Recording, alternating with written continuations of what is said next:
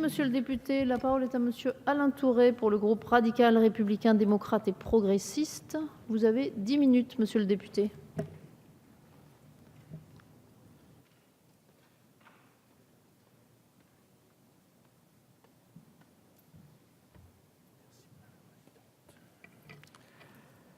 Madame la présidente, monsieur le ministre, la France est un grand pays agricole et un grand pays agroalimentaire.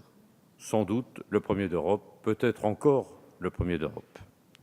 Il est donc bien normal que cela préoccupe des revenus des agriculteurs. Ils sont les acteurs même de cette profession. Faut-il pour autant garantir ce revenu? Un peu comme s'il fallait faire une agriculture totalement assistée avec des fonctionnaires qui la dirigeraient, avec une rémunération garantie. Il n'est pas sûr que les agriculteurs veuillent être les salariés de l'État. Il n'est pas sûr non plus qu'ils veuillent être les salariés d'autres collectivités ou d'organismes d'État. Un constat en réalité s'impose. Des milliards d'euros ont été déversés par l'Europe avec la PAC, par la France également qui intervient à chaque grande crise agricole. Et pour quel résultat? J'ai un peu regardé dans ma circonscription, qui est une circonscription profondément agricole, le Sud-Bocage. Pas une seule ville, uniquement des bourgs. Dans chacun de ces bourgs, il y a environ 50 ans, 50 agriculteurs. Il y en a aujourd'hui entre 2 ou 3. Est-ce qu'ils vivent mieux? Pour en discuter avec eux, ils estiment que non. Alors, faut-il garantir leurs revenus? Pourquoi pas? Je suis prêt à tout écouter, mais à quel niveau?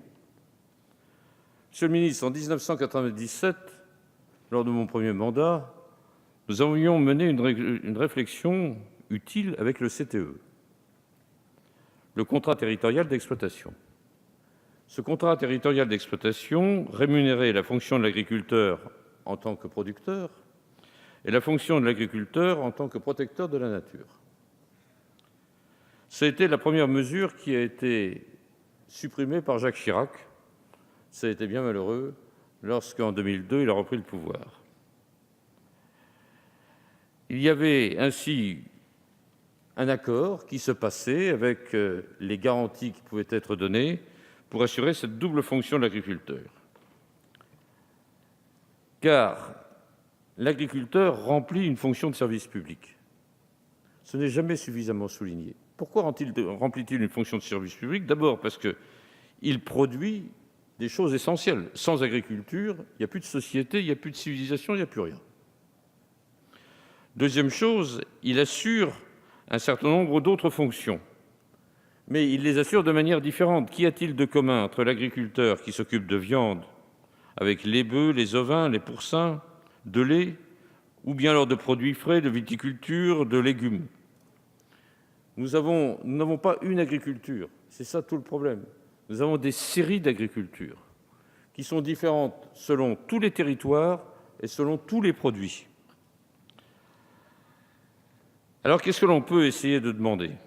La première chose, c'est que si l'on doit assurer un revenu minimum, il doit être d'abord assuré par le monde agricole, avec une participation évidente de tous ceux qui sont les premiers bénéficiaires du monde agricole. Il n'y a rien de commun entre un agriculteur chez moi de la plaine de Caen qui a 1000 hectares ou bien alors avec quelqu'un qui a 30 vaches et 200 000 litres de lait, bien évidemment. Quant à la mission de service public de protection de la nature et de la production vitale des produits alimentaires, elle doit nous amener à conclure que, et ça, Monsieur Chassaigne, je suis d'accord avec vous, il doit y avoir un revenu minimum assuré. Qui doit également y participer? Bien évidemment, tous ceux qui bénéficient du monde agricole. Tout le monde le sait, c'est la grande distribution. Mais on ne souligne jamais suffisamment que ce sont d'abord les consommateurs qui bénéficient du monde agricole. Ils bénéficient du monde agricole qui leur assure des produits de qualité, des produits à bas prix.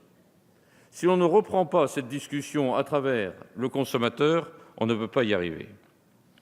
Alors l'action de l'État par rapport à cela, elle est diverse et multiple. Car la constitution du prix, c'est quelque chose d'extraordinairement complexe.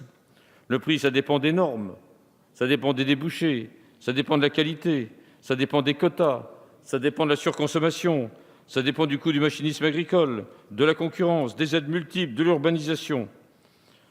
Tout cela reste évidemment très technique. Et M. Chassaigne vous apportait 3 propositions. Sur ces 3 propositions, mon groupe doit vous dire qu'elle les écoute avec beaucoup d'attention et qu'elle est prête à vous suivre. Nous rappelons que l'agriculture, ce sont d'abord des hommes souvent désespérés et des hommes qui perdent foi dans leur métier. Ils travaillent dur et ils travaillent souvent plus que d'autres. Ne serait-ce que pour cette simple raison, ils ont droit à une garantie de leurs revenus pour leur permettre de vivre dans la dignité, cette dignité qui leur a été si souvent refusée par le monde capitalistique dans lequel nous vivons.